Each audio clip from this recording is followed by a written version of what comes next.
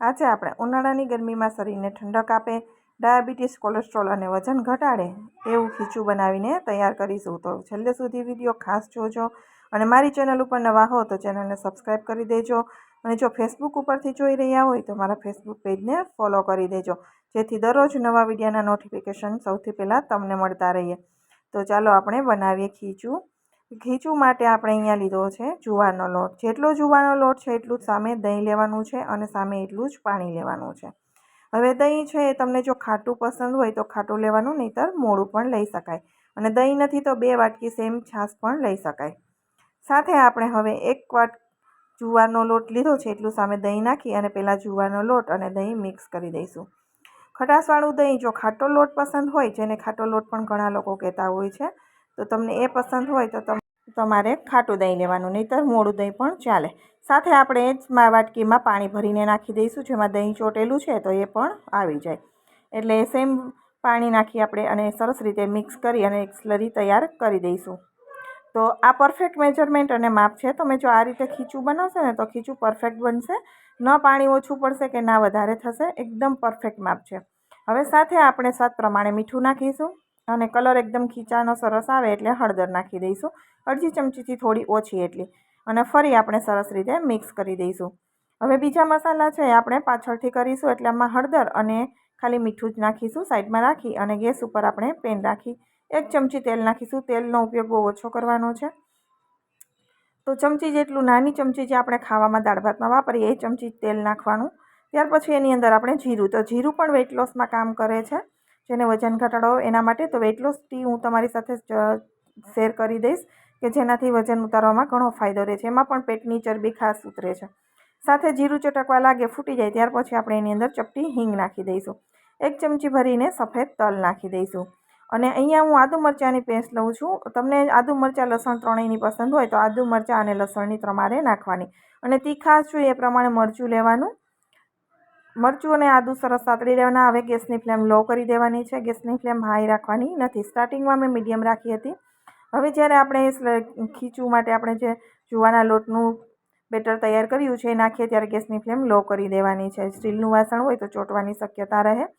અને બને ત્યાં સુધી આપણે સ્ટીલના વાસણમાં બનાવવાનો આગ્રહ રાખવો, કેમ કે નોનસ્ટિક પણ આપણા માટે એટલું સારું નથી. પહેલાં આપણે નાના હતા ત્યારે કોઈ નોનસ્ટિક આવતું નહોતું અને બીમારીઓ પણ નહોતી. એટલે ખાસ કરીને બને ત્યાં સુધી તમે હવે આ 3 લેયરના વાસણો આવે છે, એ સરસ આવે છે, એમાં ચોંટતા પણ નથી. તો સ્ટીલના વાસણમાં બનાવવાનું. હવે ખીચું નાખી આપણે આ રીતે લો ટુ મીડિયમ ફ્લેમ વચ્ચે સતત ચલાવતા રહીશું. મેં પહેલાં લો ફ્લેમ કરી હતી, ફરી થોડી આ વધારી દીધી છે ખીચું નાખી મિક્સ કરીને. હવે સતત એને ચલાવતા રહીશું. થોડી વારમાં એનો કલર પણ બદલાઈ જશે અને ઘાટું થઈ જશે એકદમ સરસ. એટલે ઘાટું થવા લાગે અને હું તમને બતાવી દઉં કે કેટલું ઘાટું રાખાય. એકદમ ઢીલું હોય તો વધારે એટલું ભાવે નહીં. એટલે ખીચા જેવું જ આપણે કરી દેવાનું, થોડું ઘાટું.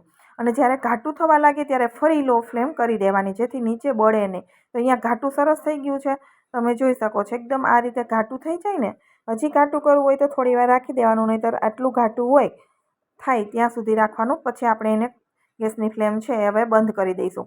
અને મારું પેન છે એકદમ જાડું છે, એટલે જાજી વાર માટે ગરમ રહેશે. કવર કરી 5 મિનિટ માટે આપણે ખોલશું નહીં, બફાવા દઈશું લોટને. જેટલો બફાય એટલો સરસ આવે. 5 મિનિટ થાય પછી તમે જોશો ને તો જો અત્યારે કન્સિસ્ટન્સી પણ ઘાટી અને હજી મારું પેન છે ગરમ વધારે છે. 3 લેયરનું જાડું પેન હોય ને, બળે પણ નહીં અને થોડો સમય ઘાટું રહે. તો અહીંયા આપણું ખીચું હવે તૈયાર થઈ ગયું છે. હવે આપણે એને સર્વ કરી દઈશું. તમને મારા ખીચાની રેસીપી કેવી લાગી છે કોમેન્ટ બોક્સમાં જણાવજો. વિડીયોને લાઇક આપજો અને વધુમાં વધુ લોકો સાથે શેર કરજો. હવે ફરી ઉપર સિંગ તેલ મેં થોડું નાખ્યું છે અને લાલ મરચું આપણે ભભરાવી દઈશું અને લીલા ધાણા.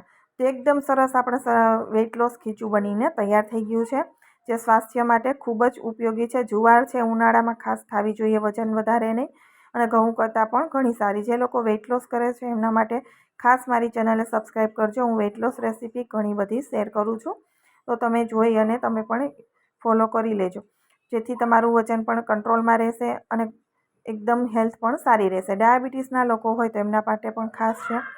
તો જુવારનું ખીચું છે એ પચાવવામાં પણ હલકું હોય અને શરીર માટે ખૂબ જ ઉપયોગી હોય છે.